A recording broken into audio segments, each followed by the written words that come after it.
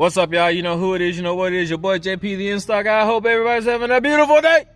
Yeah, man, we're here with another how-to. We got 2011 Nissan Frontier. I'm going to show you how to take this radio out. If this is your first time tuning in, please consider subscribing. These are the type of things we do here. Car audio tutorials, radio removals, Q&As, anything car audio install related. That's what this channel is about. Now, without further ado, y'all know I don't like the no BS, no stress. We're going to get right into it. This piece is the most important piece, and I'm gonna tell you why.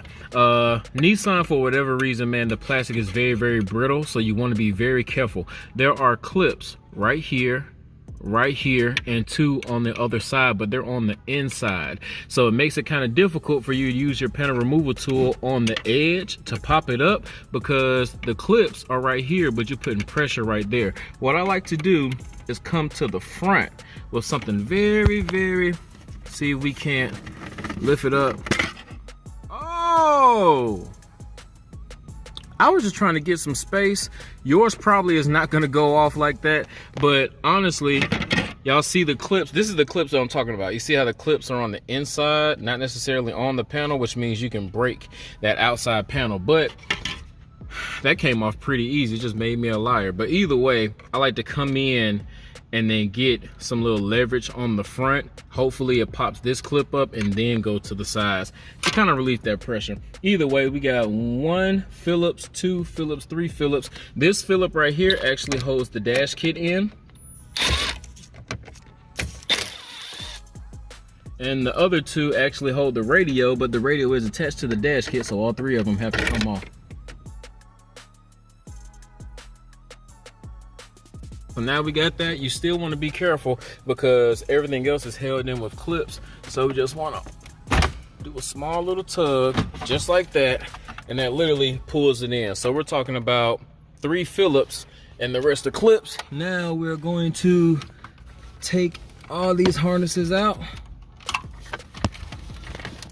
With the harnesses taken out, we got this old ugly radio that we're going to go ahead and swap out. So let's get over here to the bench and get this dash prepped. So we're over here on the test bench. This is our factory radio. This is the aftermarket dash kit, and of course, like usual, I would go ahead and put these parts in the description for you so you don't have to guess which ones that I'm actually using. So me, myself personally, this came black. I would have went with the black one. The customer bought the gray one. I will put the links for the black and the gray in there depending on which one you need. But we are putting in a double dim. We're using our Kenwood DMX 4707. So that's the radio that we're using. So first thing we want to do is cut these bars off the double dim kit. And we're just using cutters. Nothing special. Now that that's done, you want to take these out of the pack and put these on each side. They're going to mount right here on that little ledge. And I want y'all to see when you cut that bar, away from it, you're going to get this little notch right here that fits perfectly on that side. That's how you know that this one's going on the right and this one right here is supposed to go on the left. So just going to turn that around like that. Take this. All right, perfect. Next, you have the little trim. Trim goes in like that. And then now all we have to do is take that off of there, set this radio up, and then we're going to slide this over the radio like so. And like that, we're going to take the screws that came with the radio, put 2 on the right, put 2 on the left. That's what it looks like right there. So now that we have that thing mounted, we get to come over here and take this part out. So we're going to actually just flip this on its other side. First thing we need to do is take this out because the AC part needs to come out and go into here. So let's do that first. And the ones that I'm using are T10. This is a T10 torque screwdriver.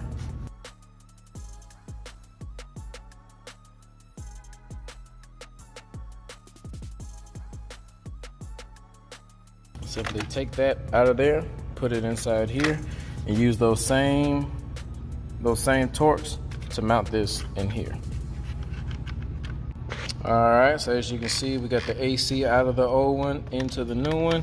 Make sure all your buttons work properly, nothing's stuck, everything's looking good. Now let's use our T15 torque and get all these ones on the inside of the dash kit. So everything that's on this black part right here, we're going to go ahead and take up, and that's going to remove that piece.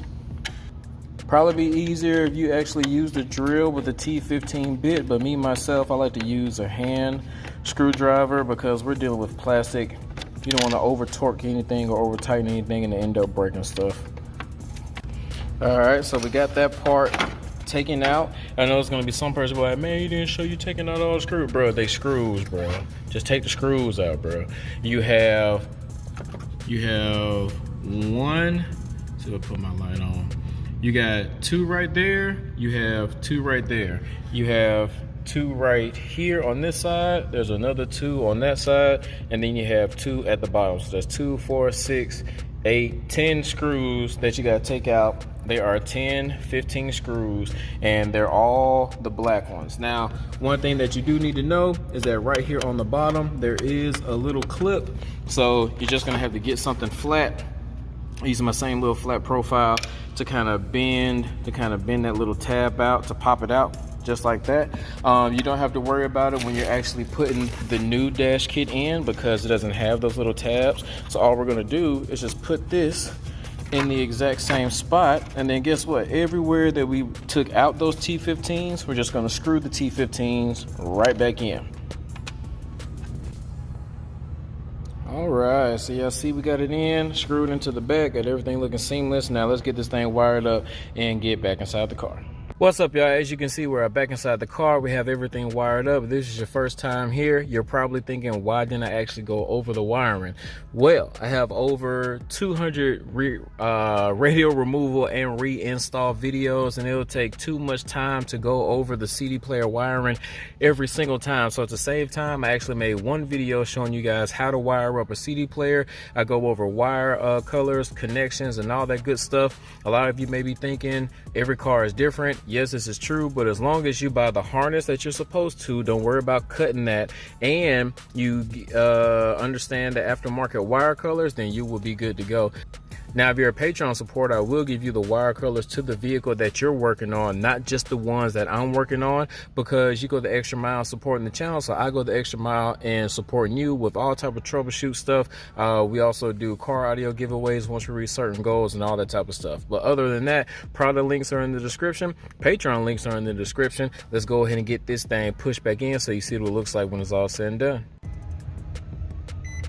All right, y'all, that's what it looks like when it's all said and done, man. I hope you guys find some type of value in this video. If you did, don't forget to hit that like button, subscribe, share, comment if you want to. Product links in the description, Patreon links in the description. Also, I'm gonna try to convince him to get one of those USB things right here so you don't have to have that USB in the glove box. Some people like it tucked away. Me personally, I just feel like it's cleaner if you're in here. I also have a video on that USB, that pack extension. I'll post that stuff in the car for you, man. Till next time, this your boy JP signing out, man. Y'all be blessed.